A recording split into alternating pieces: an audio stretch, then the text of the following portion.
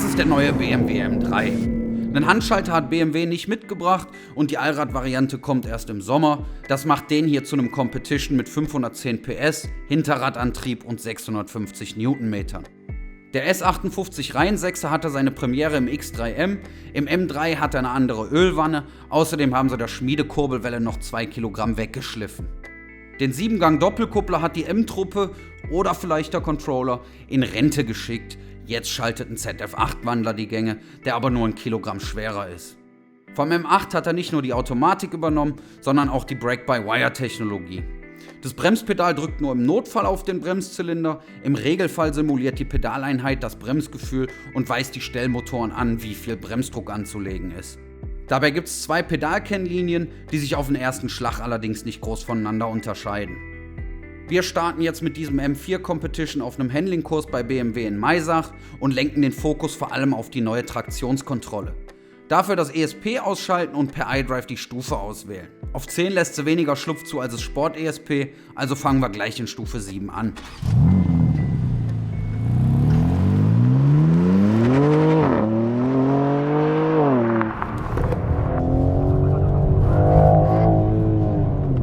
Da lässt er jetzt auch noch nicht so wahnsinnig viel zu.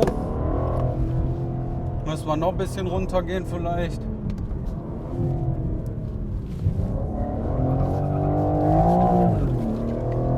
Da geht dann schon einiges. Bremspedalmodulation bzw. die Modulation der Bremsanlage, das funktioniert echt klasse. Obwohl es Brake-by-Wire ist, da habe ich 0 Schwierigkeiten mit, minus der erwähnten auf der Landstraße bzw. im Alltagsverkehr, der ja so nun nicht aussieht.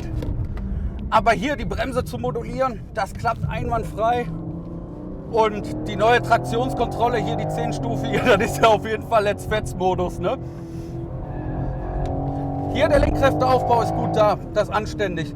Das Lenkmoment, das Handmoment ist niedriger, als es zuvor der Fall war. Oh, das war ganz schlechte Lenktechnik. Ganz schlechte Lenktechnik. Und hätte die Traktionskontrolle da nicht unterstützt, wäre das auch kapital schief gegangen. Da hätte ich mich gekreiselt.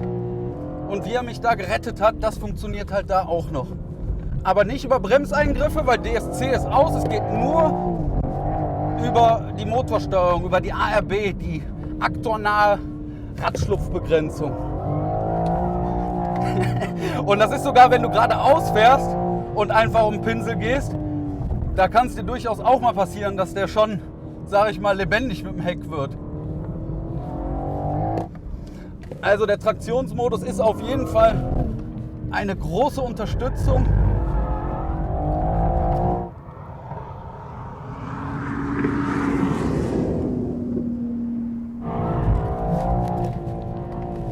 Manchmal kommt es hier schon ganz schön ans Lenken. Also die Reaktionen, die du hier mit dem Auto haben musst, die sind jetzt... Also komplett pennen darfst du nicht, sagen wir mal so. Der Motor ist eine Wucht und das Ansprechverhalten hier auf dem Track ist... Ja, ich glaube nicht, dass sich da jemand beschweren wird.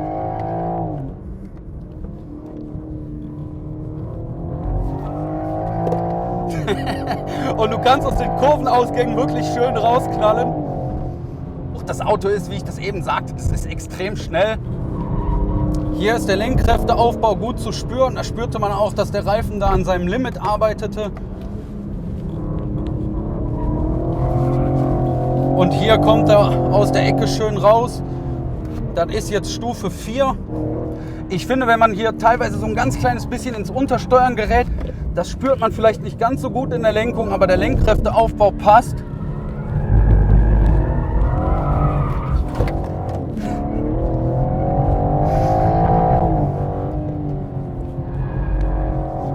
Und da manchmal ist das so, dass sich der Lenkkräfteaufbau eine Idee synthetisch anfühlt.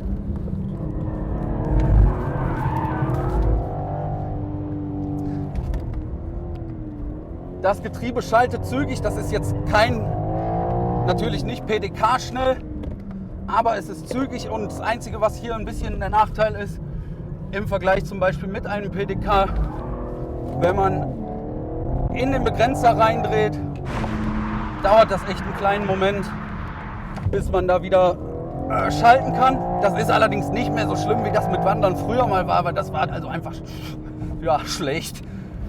Da hingst du dann da fest und warst da in so einem Gummiband gefangen. Das ist hier ganz anders. Das ist ein gutes Getriebe.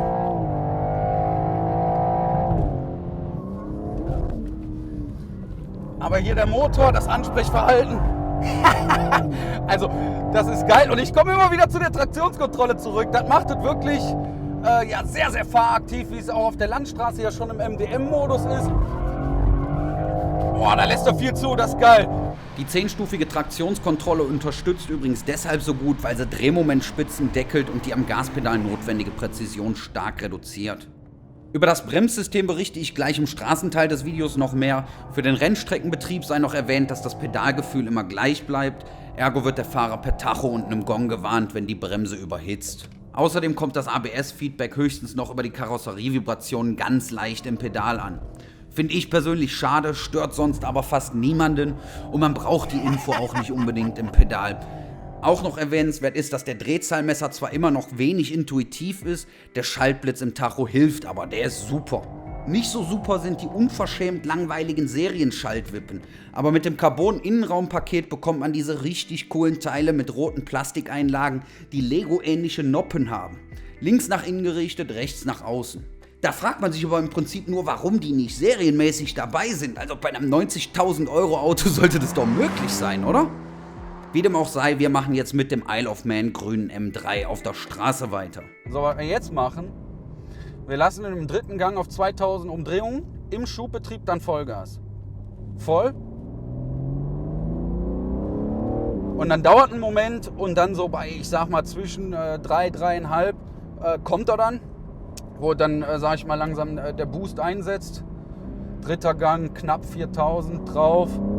Und auch da, es dauert einen kleineren Moment als zuvor, aber es dauert auch da eben einen kleinen Moment, Radarkontrolle, einen kleinen Moment, bevor es dann losgeht. Aber auch da jetzt nicht in einem Rahmen, wo ich Klagen hätte. Das ist also schön hier. Das war wieder nur wenig Gas und trotzdem arbeitet das Heck sofort mit.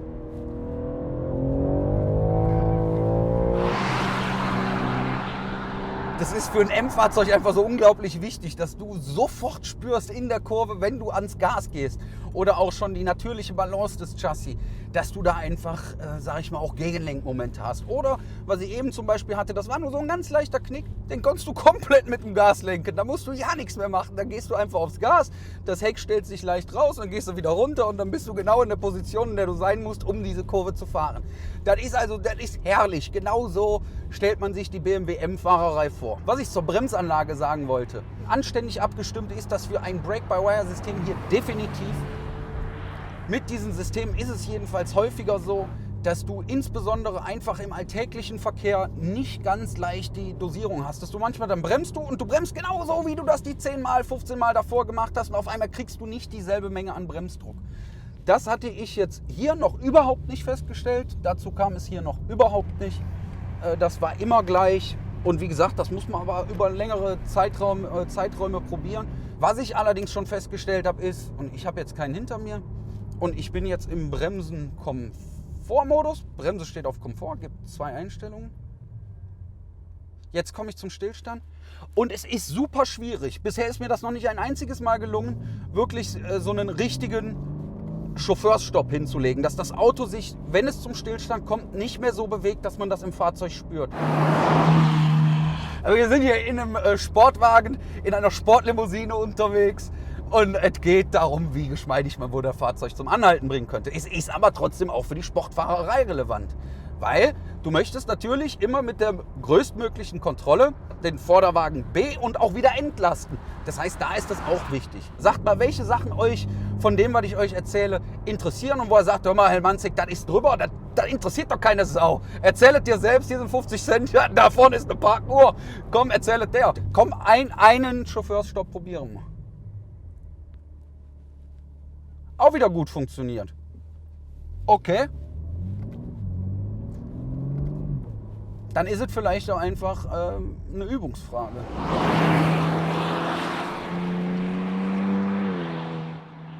Übrigens jetzt auch, Handschalter wird heute nicht vorgestellt, aber ich habe schon in der M3 Explained Serie gesehen, dass jetzt unabhängig der ESP-Einstellung auch das automatische Ref-Matching, also das automatische Zwischengas, angepasst werden kann. Das war vorher, das war einfach blöd, das war ESP-abhängig, ob das jetzt aktiv war oder nicht.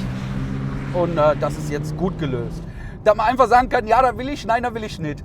Das ist super, genau so muss es sein. So, das soll es gewesen sein. Daumen rauf, Abo, Kommentare, das wäre natürlich nett. Wir danken herzlichst, sagen auf Wiedersehen und ja, tschöba. Komm, wir machen noch, es ist kein Enter mehr. Einen Chauffeursstopp machen wir noch. Jetzt ist es mir zum Beispiel nicht gelungen.